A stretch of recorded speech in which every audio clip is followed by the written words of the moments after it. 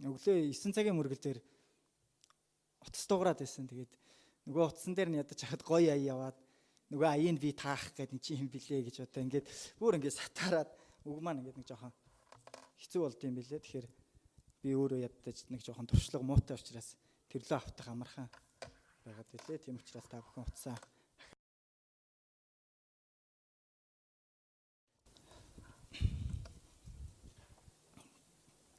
За тэгээ өнөөдөр энэ чинь ирсэн хүмүүс маань бүгд нэг зорилгын төлөө ирсэн байгаа тийм. Өнөөдөр энэ чинь ямар ч зорилгогүй ирсэн байхгүй. Бүгдээрээ нэг зорилготой ирсэн. Тэгээд хамгийн гол тэр зорилго маань юу вэ? Бүгдээрээ эзэнд хүндэтгэл мөргөл өргөхөөр ирсэн байгаа тийм. Тэгэхээр эзэнд хүндэтгэл мөргөл өргөнө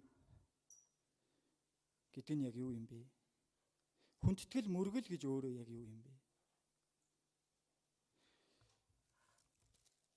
Тэгэхээр Библи дээрээс бид нэр хүндэтгэл мөргөлийн талаар сурдаг. Тэгэхээр Библиэлд яг хүндэтгэлийг илэрхийлдэг үг нь одоо еврей хэл дээр юм болохоор абад тэгээ бас шеях гэдэг үг. Энэ нь болохоор үйлчлэх тэгээ өвдөх сүгдөх гэсэн утгатай. Харин грек хэл дээр болохоор проскенео латериу гэдэг хоёр үгээр бас илэрхийлэгддэг. Тэгээ энэ хоёр үг нь болохоор мөргөх бас өргөн хүндэтгэх гэсэн энэ утгыг илэрхийлдэг. Тэгээд энэ үгнүүд нь яг ямар утгыг тийм ээ яг ямар зүйл дээр илэрхийлэгддэг вэ гэхээр зарц, боол, эзэндээ яг хүндэтгэл үзүүлж байгаа тэр зүйлээр илэрхийлэгддэг. Тэгээ яг одоо Библи бичигдэж байх үеийн тэр одоо хүндэтгэл мөргөл тэрэнд яг одоо хүндэтгэл мөргөлийг илэрхийлж байгаа тийм ээ хүндэтгэлийг илэрхийлж байгаа өргөн хүндлэхийг илэрхийлж байгаа тэр боол зарцын зүрх сэтгэл боол зарц гэдэг нь өөрөө ямар байх вэ? Тэгэхээр боол гэдэг тэр үеийн боол гэдэг бол ерөөсөө юу ч биш. Эзнийхээ хувьд бол юу ч биш. Тэр боолч гэсэн өөрөө өөрийгөө юу ч биш бол. Тэгээд эзнийхээ өмнө эзнийхээ хөл дор одоо төрүүлгээ харж хэвтээд яг хөлд нь унаад тэгээ эзнийхээ хөл дээр үнсэж эзнийгээ хүндэлдэг. Яг ийм хүндэтгэл. Энэ зүйлийг хүндэтгэл мөргөл гэж илэрхийлдэг.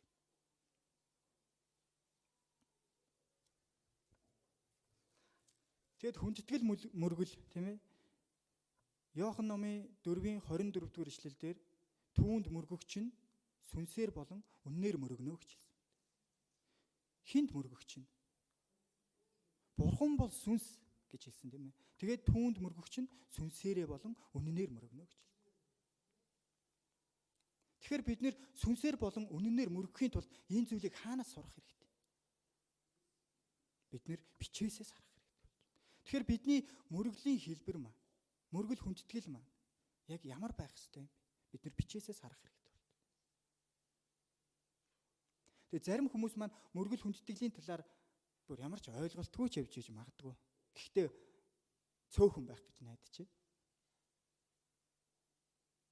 Мөргөл хүндэтгэл маань зүгээр л энэ бүтэнсээ өдөр ирээд суугаад гардаг тийм зүйл биш.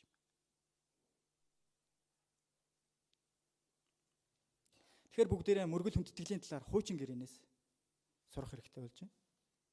Өнөөдрийн номлын маань их хэсэг болохоор хуучин гэрээний Лев номын 1-р бүлгийн 1-ээс 9-р ишлэл байна. Бүгдээрээ Библиэсээ олоод харцгаая.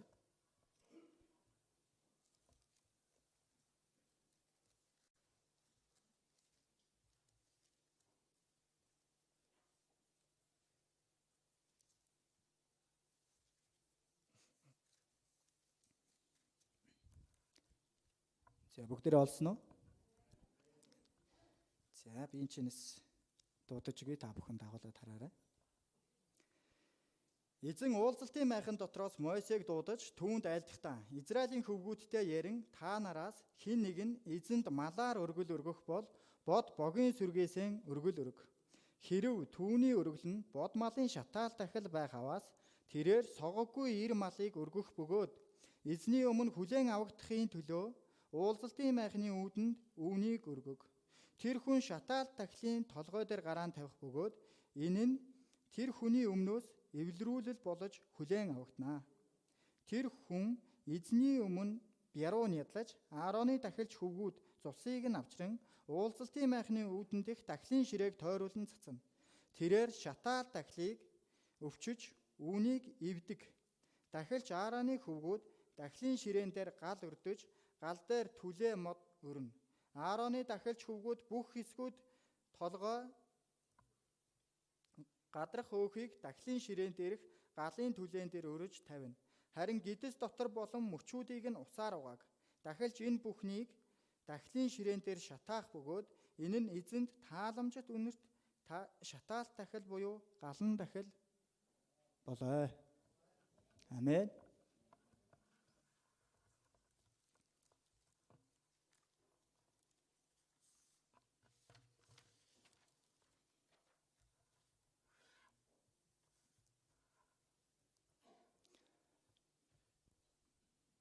Шатаалт өргөл.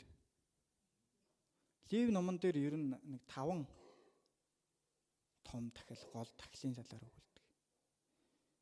Тэгээ энэ дахлуудаас хамгийн ихэнд нь шатаалт дахил явж. Тэгээ шатаалт дахил нь ямар дахил вэ гэхлээр тэр шатаалт дахил ерөөсөө юу ч үлдэлгүйгээр бүгд шатаагдах хэвээр тийм дахил. Юу ч үлдэлгүйгээр шатаагдах. Тэгэхээр бид нэр энэ шатаал дахлыг харахтаа юу хардаг вэ гэхлээр бидний мөргөл хүндэтгэлч гисэн ерөөсөө энэ миний гих зүйл ерөөсөө юу ч байхгүй. Зөвхөн та энэ цагт эзний өмнө байхгүй болно гэсэн. Зөвхөн энэ цагт эзэн л илэрхийлэгдэнэ. Таны зүрх сэтгэлд таны гих зүйл өчүүхэнч байхгүй. Тэр дахлаас юу ч үлдэхгүй шатдаг шиг таны дотор ч гэсэн юу ч байхгүйгээр эзэнд өргөгдөх гэсэн.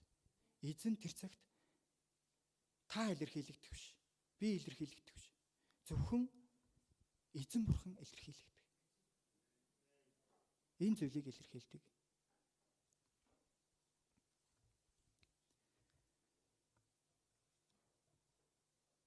Тэгэхээр шатаал дахлын яг загвар нь мөргөлийн загвар болж байна. Яг мөргөл хүндэтгэлийн загвар.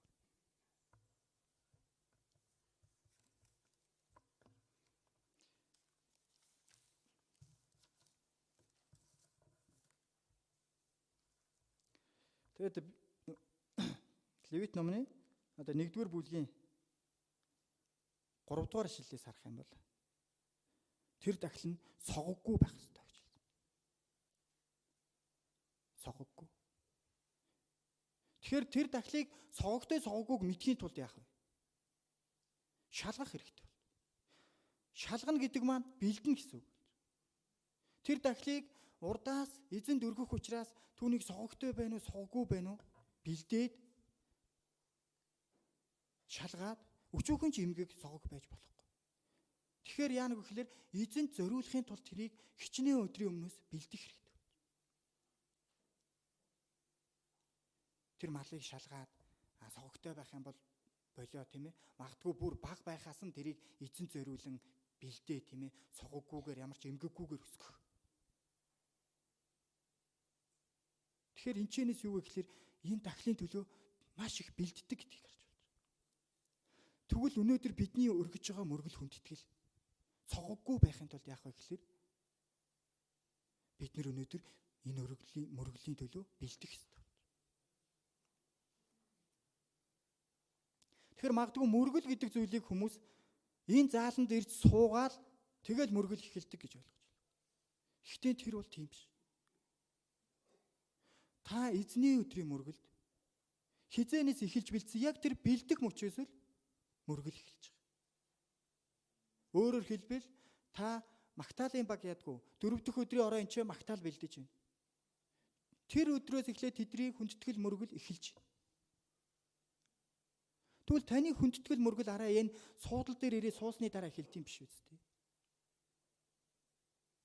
Яагаад гэвэл Библиэлд тэр өргөл нь тэр мөргөл нь согоггүй байх ёстой гэж хэлсэн байна. Та гаднаас яаран сандран хоцорч орж ирээд сандал дээр суугаад мөргөл тэр мөргөл согоггүй байж чадах болов. Бид нэр өмнө нь бэлдэх хэрэгтэй. Тэгжээж тэр мөргөл согоггүй баг. Тэгээд цаашаа харах юм бол бас юу гэж байдаг вэ гэхээр тэр нь хүлээж авагдахын тулд гэж хэлсэн. Эзнэр хүлээн авагдах ёстой гэж хэлсэн. Таны мөргөл өөрөөр хэлбэл одоо таны эзэнд мөргөж байгаа мөргөл эзэнд хүлээж авагдах ёстой.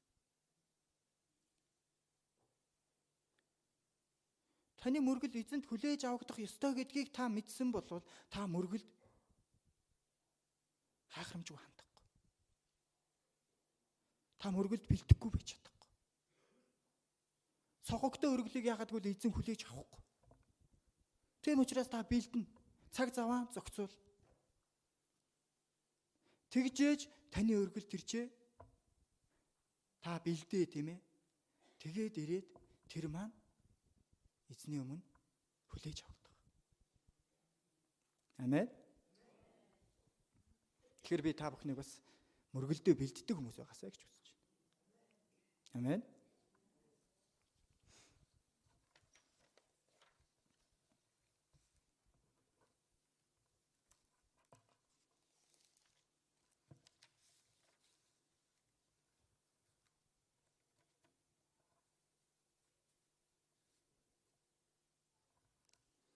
Тэгээд цаашаа харах юм бол юу гэж өнө гэхээр тэр шатаал тахил авчирсан хүн маань шатаал тахилын толгой дээр гараан тавина гэж хэлсэн. Энэ нь ямар утга юм бэ? Тэр шатаал тахилын толгой дээр гараан тавиад тэр хүн өөрийгөө гим нүгэлтэй гэж гим нүглээ өчөх хэрэгтэй. Эзний өмнө. Тэгээд эзэнд өөрийгөө гим нүгэлтэй гэдгийг хүлээн зөвшөөрөөд өчөх үед тэр хүний гим нүгэл тэр мал дээр тохогдно гэсэн үг. Түүний гим нүгэл нь тэр мал дээр тохогдно.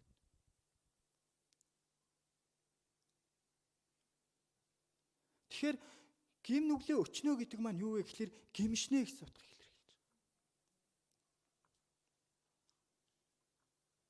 Мөрөглөөс тэр өргөлийг өргөхөөс өмнө яаж юм? Тэр хүн гимшиж. Тэгэхээр бид нар мөргөл хүндэтгэл өргөхөөс өмнө яана гэсэн үг. Яг гоо гимгүү хүмүүс бол гимшихгүй байх л та. Тэгэхээр гимшил зайлшгүй хэрэгтэй. Бид нэр угаасаа 7 хоног энэ дэлхий дээр гимтэй амьдралаар амьдарч байгаа. Харин тэр гимнүглийг эзний өмнө өчөх хэрэгтэй. Хизээ өчөх үү гэхээр мөргөл өргөхөөс өмнө. Яаж бид нэр гимтэй эзний өмнө очих вэ? Гимтэй бид нэр яаж эзэнд мөргөл өргөх вэ? Харин бид нэр түүний өмнө даруусаж өчих хэрэгтэй. Гимших хэрэгтэй. Гим нүглээ хүлээн зөвшөөрөх хэрэгтэй.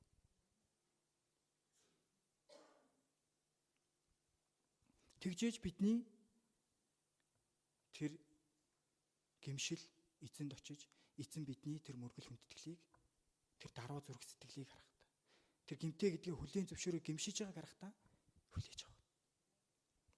Амен. Тэгээд хүн дахилчид авчраал болчдөг зүйл биш. Тэгээ бид нэр ихэнхдээ би ч гэсэн эхлээд уншиж байхдаа бол ер нь бол тахилын талаар тахилчид авчраал өгчүүл тэгэл асуудалгүй юм байна гэж бодож. Тэгсэн чинь энэчнээс их хэсэг дээрээс харсан чинь юу гэж өгнө гэхээр тэр хүн өөрөө тэр тахилыг нядлана гэж хэлсэн. Өөрөө нядлана. Яаж нядалдаг вэ гэхээр тэр авчирсан малынхаа хоолойг нь шууд огтлдог. Шууд амьд амтны хоолойг огтлох юм бол юу болох вэ гэхээр тэр чинээс цус олгойтон гар. Нэг талаараа аимшигтэй. Гэтэ яагаад тэр мал тэрчээ цусаа авсгаж байгаа? Таны гим нүглийн улмаас. Таны гим нүглийг аваад тэр цусаа авсгаж. Үүнийг ойлгож байгаа хүн зүрх сэтгэл нь ямар болох вэ?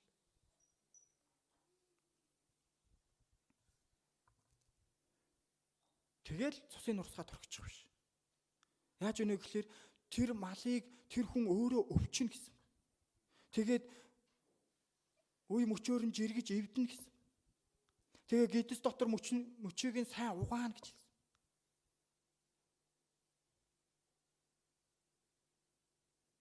Мал нийтлахаар цусны үнэр жоох эвгүй тий. Тэгээ гидс баасных нь үнэр бүр эвгүй тий. Зарим нь бүр үнрийг авч чаддгүй хүмүүс ч гэсэн энэ ч сууж үж магадгүй. Гэтэл тэр зүйлдээ дахил өргөхөөр очисон хүн зууралтна гэж боддог. Бүгдийг нь өөрөө хий. Бид нар бол бодохтой амар тийм ээ. Дахилчид малаа өчөл өгчвөл тэр чи бойчинч байдаг юм уу? Гяз төхөөрөл ингээд өгч нь үгүй тийм биш. Тэр чи өөрөө дахил өргөхөөр очисон л бол тэр хүн хаан байна уу? Ямар хэрэгэн зэрэгтэй байна хамаагүй.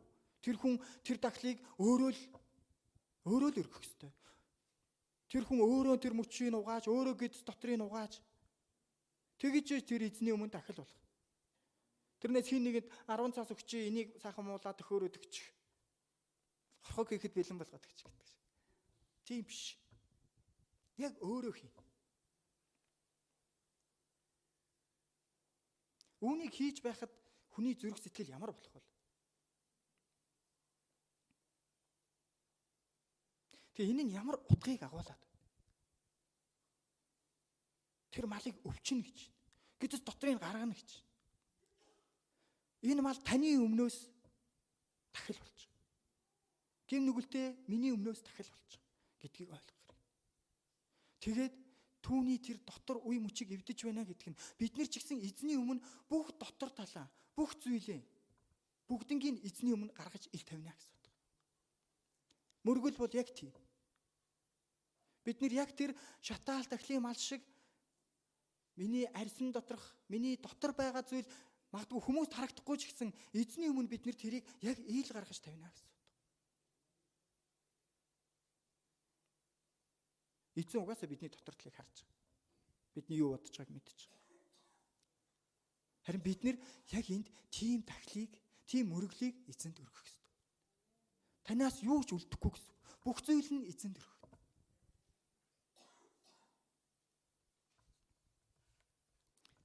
Тэгээ яана гэсэн бэ? Дөрвөн мөчийг нь угаана гэсэн. Энэ цагт ч гэсэн бид нэр энэ дөрвөн мөчийн эзний төлөө хэрэглэнэ гэсэн шийдвэрийг гаргах хэрэгтэй. Ахаад угаана гэдэг чинь цэвэрлэнэ гэсэн үг шүү. Бид нэр дөрвөн мөчийн гим нүглийн төлөө хэрэглэхгүй гэдгийг энэ ч бид нэр шийдвэр гаргах хэрэгтэй. Тэгээ бид нэр дотоод зүрх сэтгэлээ эзний өмнө гаргаж бас л угааж тавина гэсэн.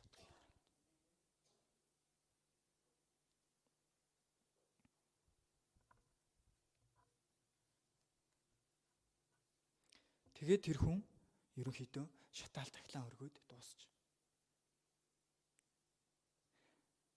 Шатаал тахил нь юу вэ? Тэр хүн эзний өмнө хүлээж авагдаж байна гэсэн. Тэгэхээр бид нар ч гэсэн мөргөл хүндэтгэл өргөхдөө бидний мөргөл эзний өмнө хүлээж авагдахын тулд яах вэ гэхээр сайн бэлдэж яг энэ шатаал тахлын загварын дагуу мөргөл хүндэтгэл өргөх хэрэгтэй. Амен.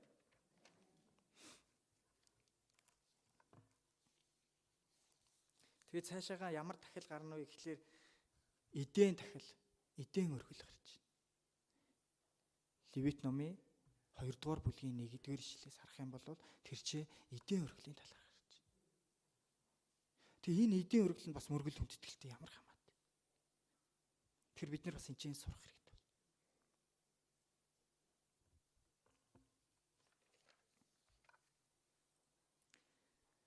Левит номын 2 дугаар бүлгийн 1-ээс 2 дугаар ишлэлийг харъя.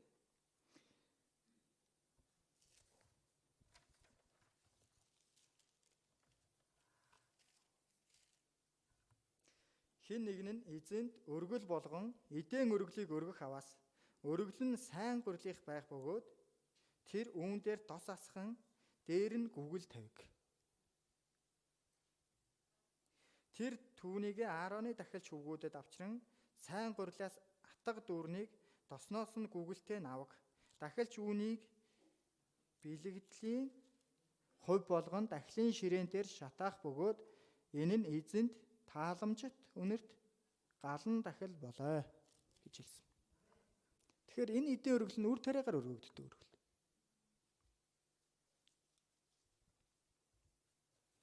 Гэтэ үр тариадаа ямар өргөл вэ гэхээр гурил гэсэн. Гэтэ ямар гурил вэ? Сайн гурил гэж хэлсэн. Сайн гурилыг яаж гаргаж авд юм бэ?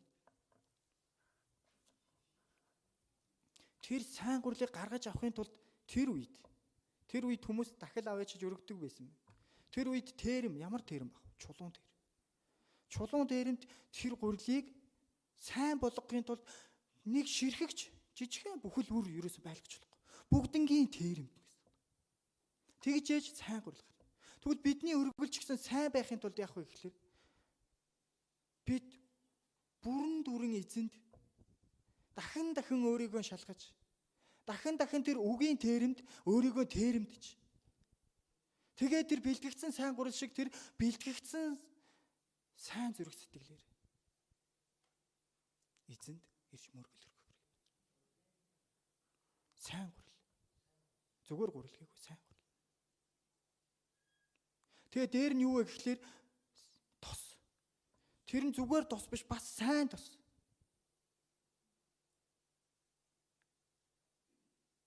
Тэгээд Google гэж хэлсэн. Энэ нь бас юуг илэрхийлээд? Google сайн тус. Хүндэтгэлийг илэрхийлдэг. Google гэдэг бол хүндэтгэлийг илэрхийлдэг. Библиэлд Google-ийн гарч байгаа тэр зүйл нь болохоор хүндэтгэлийг илэрхийлдэг. Есүсийг энэ дэлхий дээр төрөхт нь 3 мэргэд ирээд юу өглөө? Тэрэн дотор Google байсан. Google бол хүндэтгэлийг илэрхийлж байгаа. Тэгэхээр бидний тэр бэлтгэгдэж байгаа зүйл нь юу вэ гэхээр хүндэтгэл. Бид нар мөрөглийг хүндэтгэлтэйгээр өргөх гэсэн. Сайн тос. Энэгээр хүмүүс ариун сүнсийг илэрхийлж ирдэг. Бидэнд түүнийг бэлтгэхийн тулд юу байх хэрэгтэй вэ гэхээр ариун сүнсний тусламж хэрэгтэй. Бид нэр тэр бэлтгэсэн зүйл дээрээ сайн тос хийж яанад маань ариун сүнсний тусламжийг авч тэгээд бид нэр эзэнд тэр өргөлийг өргөх гэсэн. Тэр мөрөглийг өргөх гэсэн.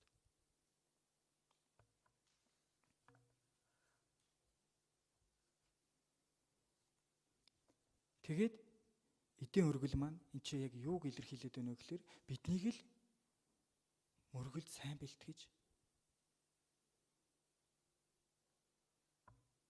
тэр сайн гурил шиг, тэр сайн тос шиг, тэр Google шиг тийм өргөлийг өргөөсэй гэж энэ дээр сануулсан. Амен.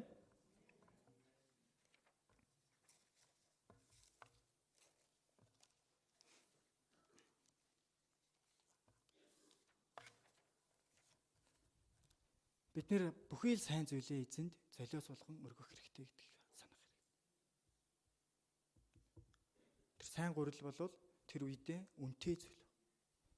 Тос бол бас л үнэтэй зүйл. Сайн тос бол үнэтэй. Google бол бас үнэтэй. Тэгэхээр бидний мөргөл золиос шаарддаг. Энэ эдийн өргөл бол золиосыг харуулж байгаа. Бид нэр өнөөдөр хэр золиостой мөргөл өргөдөг. Та нар зүгээр л эзний өдөр цуглаан дээр суугаад ивэл аавна гэж юу? Бид нэр энэ золиосыг ойлгох хэрэгтэй. Харин золиосыг бид нэр ойлгож байж ивэл. Мөргөл бол тэр чигээрээ золиос. Магтаалын баг. Золиос гарган үнтэй цагаасаа золиос гарган магтаалыг хүүхдийн цуглаанд үйлчилж байгаа хүмүүс. Энэ мөргөл суулгүйгээр хүүхдийн цуглаанд үйлчлэж золиос гаргаж. Эзний өдөр үйлчилж байгаа тэр бүх хүмүүсийн золиосоор энэ мөргөл явагдчих. Энд сууж байгаа бүх хүмүүс ч гэсэн энэ цагийг золиослж байгаа. Энэ цагт та юу ч амжуулж болох байсан магадгүй. Гэсэн ч та яасан? Энэ цагийг золиослж байгаа. Угаасаа эзний өдөр энэ мөргөл хүндэтгэл золиосыг шаарддаг. Амен. Тэгэхээр бүгдээрээ мөргөлд золиостойгоор оролцох юм бол бид нэр мөргөл өргөж сурах нэ.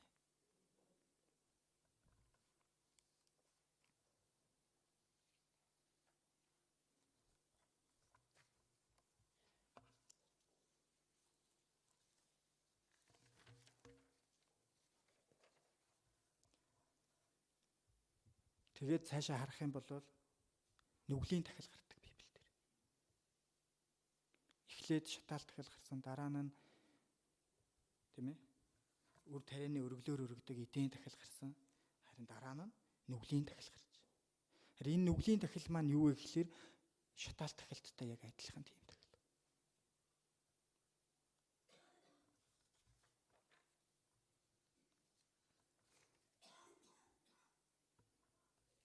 Энэ нүглийн дахил маань ер нь бол бүх хүмүүстэй хамаатай дахил. Ягаад гэвэл хүмүүр гим нүгэлт. Лев номын 4-р бүлгийн 27-оос 31-р эшлэл.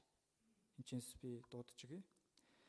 Жирийн хүмүүсийн аль нэг нь эзний хийх ёсгүй хэмээн тушаасан зүйлсийн аль нэгийг санамсаргүй хийснээр нүгэл уйлдан гим буруутай болох тохиолдолд хэрв үйлсэн нүглийн уг хүнд мэдүүлбэл тэр үйлсэн нүглийнхээ төлөө өөрийн дахилд зориулан согоггүй ийм ямааг авчрах болоо. Тэр хүн гараа нүглийн төлөөх дахлын толгой дээр тавьж уг нүглийн төлөөх дахлыг шатаал дахлын байранд нийтлэн. Дахилж түүний цуснаас хэсгийг хуруугаараа авч шатаал дахлын ширээний эврүүд дээр нялан түүний бусад бүх цусыг дахлын ширээний суур руу асгах болоо.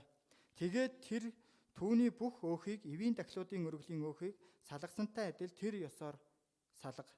Дахилж түүний дахлын ширээн дээр эзэн тайвшруулах тааламж төнөр болгон шатаан уугуулна. Ийхүү дахилж түүний төлөө эвлэрүүллийг хийх бөгөөд тэр нь уучлагдах болно гэж. Тэгэд энэ дахлын онцлог нь юу вэ гэхээр хүн гимээ ухаарсан тохиолдолд өргөдөг дахил. Гимээ ухаарах болгондоо өргөдөг дахил. Гимээ ухаарчаад юу вэ гэхээр гимшнэ гэсэн. Гимшигтэй яадаг вэ гэхээр заавал өргөл авч очдог. Тэр нь гмийн дахил.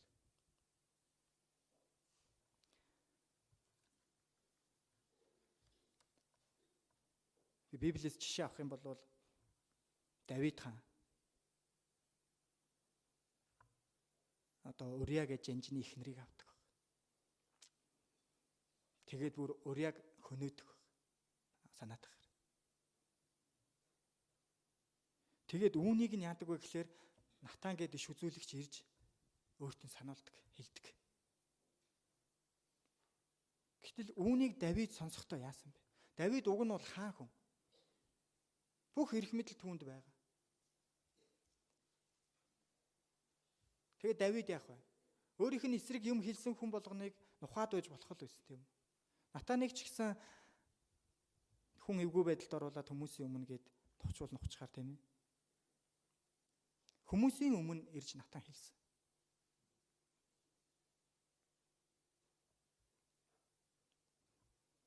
Тэгсэн чинь Давид яасан гэж? Тэр дороо гим нүглийн ухаарч гимшсэн байхгүй. Дахил өргөсөн. Нүглийн дахлыг өргөсөн. Тэгэхээр нүгэлтэй гэдгийг мэдхийн бол түүнийг хүлээн зөвшөөрөх ёстой. Давид түүнийг нууц хааж болох л байсан. Гэхдээ Давид тгийг. Бид нэр Давидаас энэ зүйлийг нь бас сурах боломжтой. Бид нэр нүгэлтэй гэдгийг мэдхийн бол эзний өмнө гимшгэл хэрэгтэй. Тэрнээс бид нэр би чи хүн юм чин гэд нууц хаагаад байх хэрэггүй. Тэгжээж биднээс тэр нүглийн дахил өргөгдөнө гэсэн. Давид гим нүглээ тэр дор нь ухаарад тэр дор нь өчөж тэр дор нь гимтэй гэдгээ гимшиж дахлыг өргөссөн учраас Давид эзний өмнө зөвхт байсан. Тийм учраас Давидэд эзэн хайртай байсан баг. Амен. Тэгэхээр нүглийн дахил гэдэг нь бол бид нэр гим нүглээ ухаарах болгондоо гимшиж байхыг сануулдаг.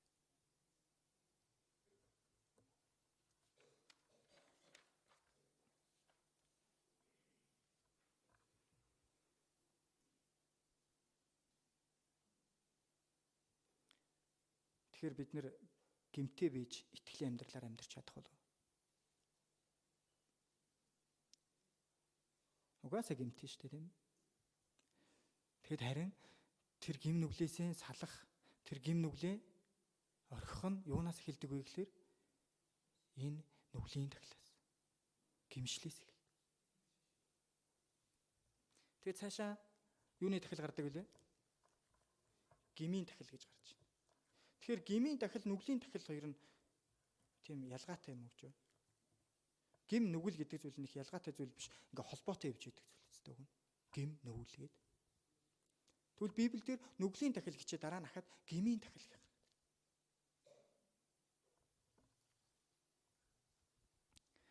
Гмийн тахил нүглийн тахил хоёр маань юугаараа ялгаатай вэ гэхлээр ялгаа байна.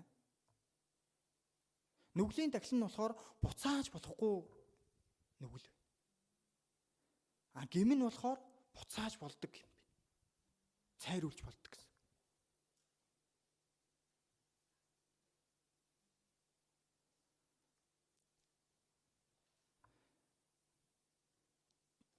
Дахиад Давидаас жишээ авъя л да. Давид тэр чи нүглийн тахилыг өргөсөн. Тэр нь юу вэ гэхлээр нүглийн тахил бол буцааж болохгүй юм нүгэл. Давид одоо яаж ч гимсэн урья амьлж ирэхгүй. Тэр зүйл дээр нүглийн тахил өргөгдөж. Харин гмийн тахил болохоор буцааж болно. Би одоо жишээ нэг хүнээс 100,000 төгрөг ч юм уу хэдэн төгрөг заллиад авчлаа. Тэгээд харин дараа нь яах вэ гэхлээр түүнийг гим гэдгийг ойлгоод тэгээд би түүнийг цайруулах боломж байх уу? Тэр хүн дээр очиод буцааж төлнө гэсэн. Үүнийг эзэн гмийн тахил болгон өргөө гэж хэлсэн.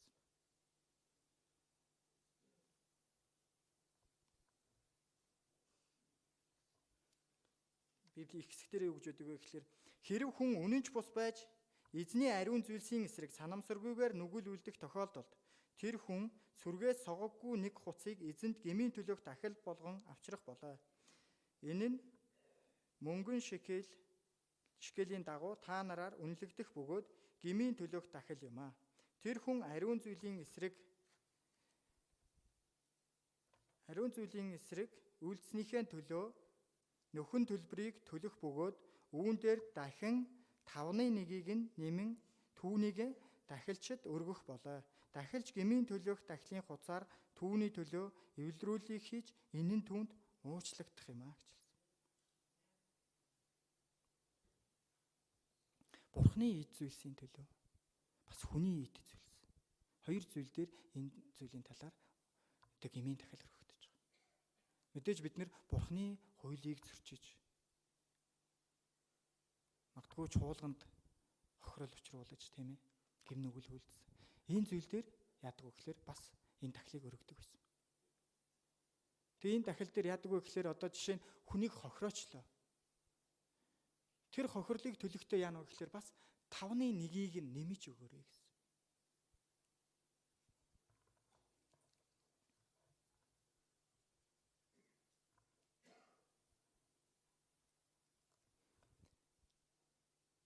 Бид нэр Библи дээрээс бас жишээ харах хэрэгтэй болж байна. Тэгэхээр Закхай бидний мэддгээр тийм ээ хүмүүс захчаа гэж ярьдаг тийм ээ.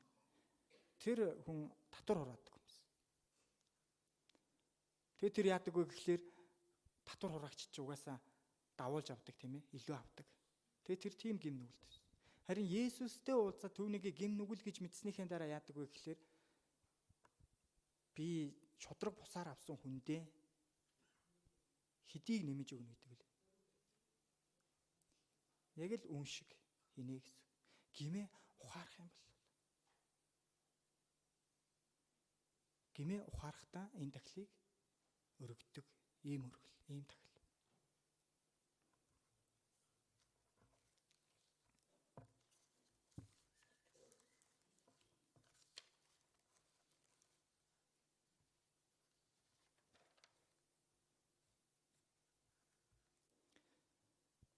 Тэгэд энэ тахил дээр бас одоо бид нэр хүнд нөхөд төлчий тийм ээ. Одоо ингээд гэмээ би ойлголоо ингээ хүн дээр нач. Гэтэл тэр хүн өгцөн байж болох юм тийм ээ. Өнгөрцөн байж болох. Тэгвэл бид нэр яах вэ? Тэрийг нь ч гэсэн Библиэлд бас л заагаад өгсөн байна.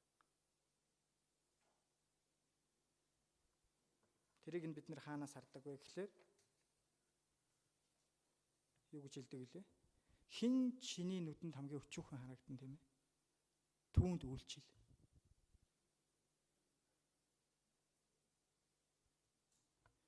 Тэгвэл бид нэр тэр зүйлийг магадгүй хамаатан саданд нь өгч болно.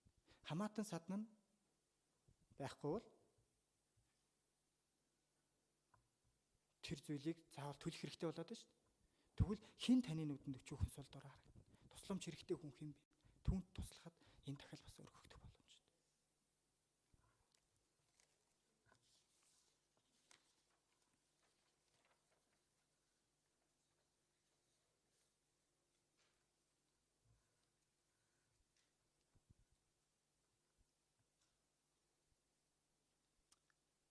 Тэг бид нэр 4 дахлын талаар ер нь бол сонсчлаа. Одоо 5 дахь дахил.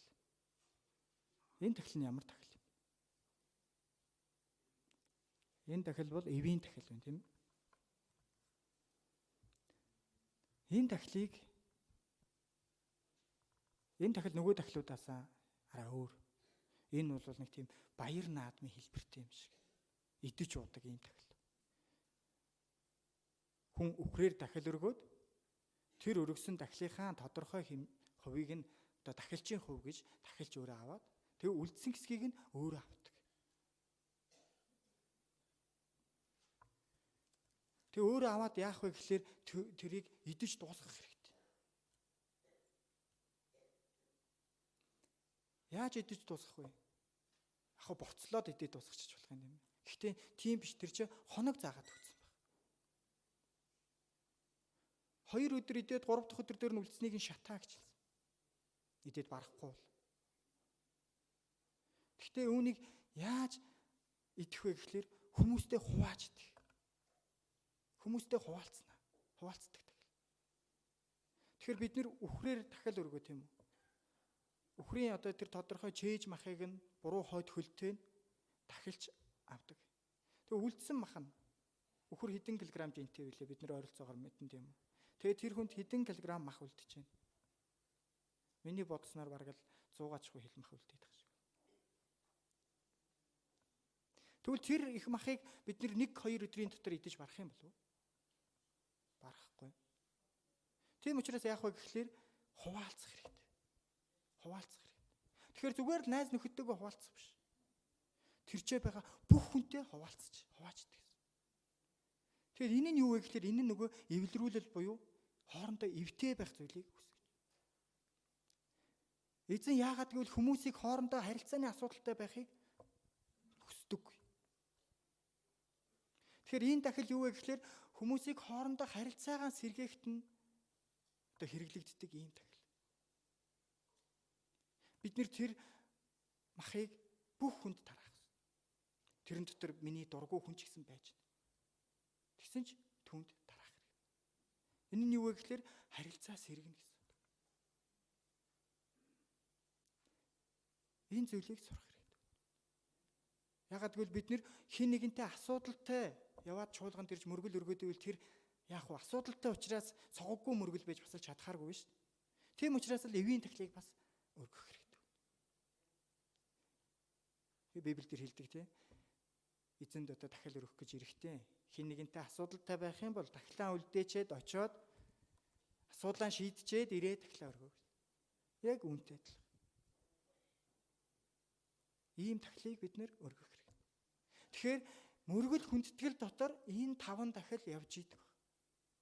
Бид нэр энэ 5 дахлаас загвар авч мөргөл хүндэтгэлийг өргөх хэрэгтэй.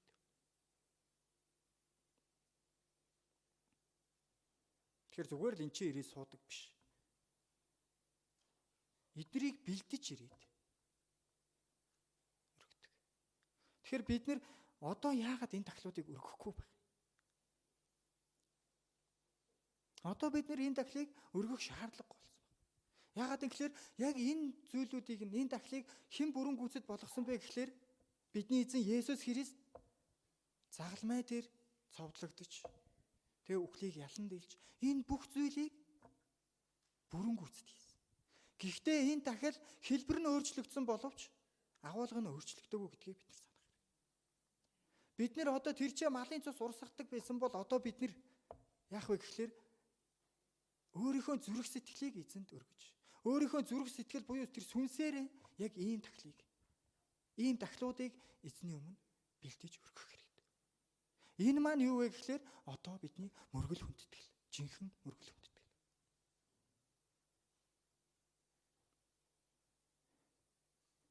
Тэгэхээр бид нэр цэгцлээд харах хэрэгтэй. Эхлээд бид нэр шатаал тахлыг харсан. Шатаал тахил юу вэ гэхлээр бүгд шатаж дуусдаг. Яг л тэрэн шиг энд ирээд суухдаа бид нэр өөрийгөө бүрэн дүүрэн байхгүй болгоно гэсэн. Бидрээс юу ч үлдэхгүй. Хүний бодол санаа бидний дотор байхгүй. Энд ч зөвхөн эзэн л илэрхийлэгдэнэ. Гэхдээ ихэнх нь ингэж чадахгүй баг. Одоо би мөргөл тараа тэгэндээ. Галс мөргөлдөө суучаа тэгнэ. Ингэж бодож байгаа бол энэ бэлтгэгдсэн тахил биш шүү. Яг гоо танд төлөвлөгөө байж болно. Гэхдээ та энэ цагт тэр төлөвлөгөөг бодохгүй. Мөргөл хүндэтгэл өргөх гэж ирсэн бол энэ ч та байхгүй болж эзэн илэрхийлэгдэх ёстой. Тэгж байж энэ эзэнд хүлээж авагдах ёстой болж. Тэгэхээр бид нэр мөргөлийг ойлгох юм бол жинхэнэ мөргөл өргөж байна. Мөргөл гэж юу юм? Зүгээр л цуглаанд очиод суугаад. Зүгээр л цуглаанд ирээд суудаг бол. Тэгээ тэнд гимшил байдгүй бол. Энэ зүгээр ганданд ирж суугаад ламнар ном уншихад нь хажууд нь сууж агаад номын дуусахаар гардаг хүнтэй ерөөсөө ялгаа байх. Тийм учраас мөргөлийг ойлгох хэрэгтэй. Таны мөргөл хүлээж авагдахын тулд та цагаан барих хэрэгтэй. Та хэн нэгэнтэй уулзахдаа хэн нэгэн чухал хүнтэй уулзах юм бол та цагаан яс барьдаг. За чухал биш хүнтэй бол цагаан барихгүй ч магадгүй. Цаг барина гэдэг маань тэр мөрглийг соггүй болгохын тулд бэлдэн гэсэн утга. Бид нэр мөргөл бэлдэж байгаа юм чинь цагаан ч гэсэн бэлдэх ёстой. Тэгээ эзний өмнө ирээд яана гэхэлэр гимших хэрэгтэй. Гимшихгүй бол тэр зүгээр л шашны нэг хэлбэр бол. Зүгээр л ирж энэ ч сууж байгаа л номлол дуусгаар гараал явдаг. Зүгээр л ирээл магтаалын баг өнөөдөр гоё дуулж шүү. Өнөөдөр тэр пастор ч юм уу хинчээ үг дамжуулж шүү. Энийг үзэх гэж мөргөл өргөдөг биш. Мөргөл нь өөрөө юу гэж хэлсэн бэ гэхлээр сүнсээр ба үнэнээр мөргөнө гэж хэлсэн. Тэгэхээр зүгээр ирээд хойгоор суугаад утас оролдоод ихийг мөргөл гэх юм болов.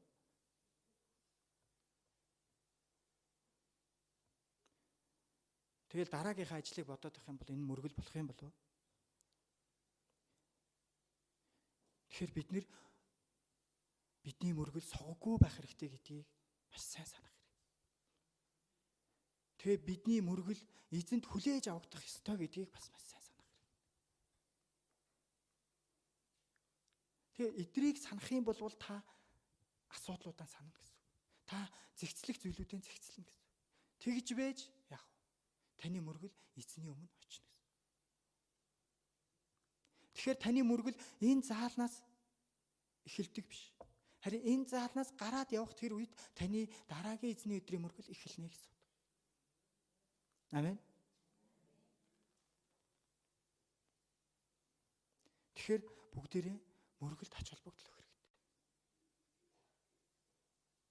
Итгэгч хүний өөрчлөгдөх хамгийн гол зүйл нь мөргөлөөс эхэлдэг.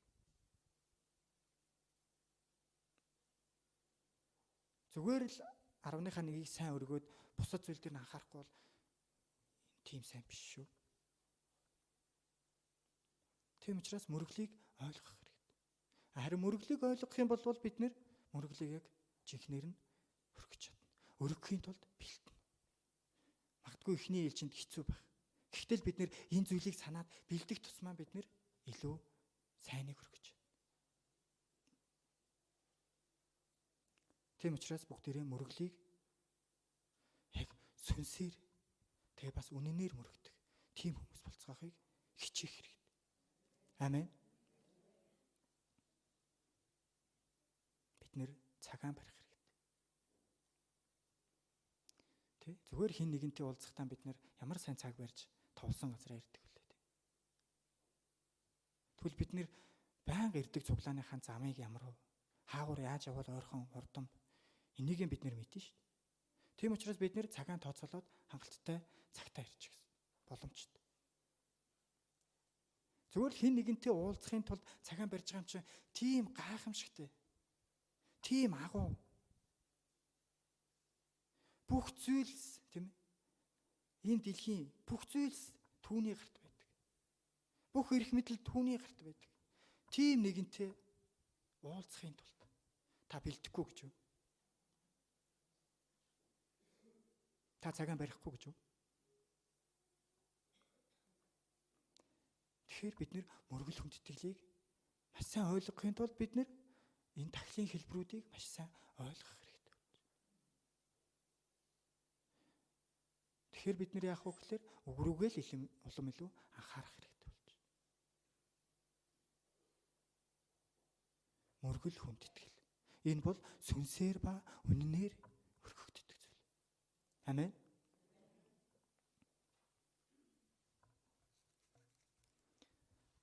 Тэгэд би та бүхнийг үнэхээр энэ мөргөлд эзний өдрийн мөргөлд үнэхээр согоггүй мөргөл өргөдөг байгаасаа гэж хүсэж байна. Амен. Тэгээ согоггүй мөргөл өргөхийн тулд та бүхнийг энэ заалнаас гарахдаа дараагийн эзний өдрийн мөргөлд бэлтгэхээсэй гэж хүсэж байна. Амен. Тэгээ өнөөдрийн миний ярих гээд байгаа гол санаа нь хэлэх гээд байгаа гол зүйл нь Библийн яг энэ хэлээд байгаа гол санааг л дамжуулах. Энэ маань мөргөл хүндэтгэл гэдэг зүйл бол сүнсээр буюу үнэнээр мөргөгдөх зүйл юм аа.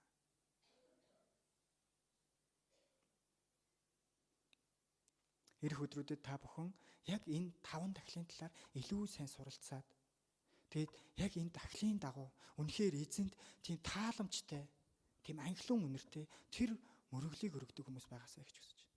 Амен. Тэг бүгдээрээ энэ үгийн төлөө залбирцгаая.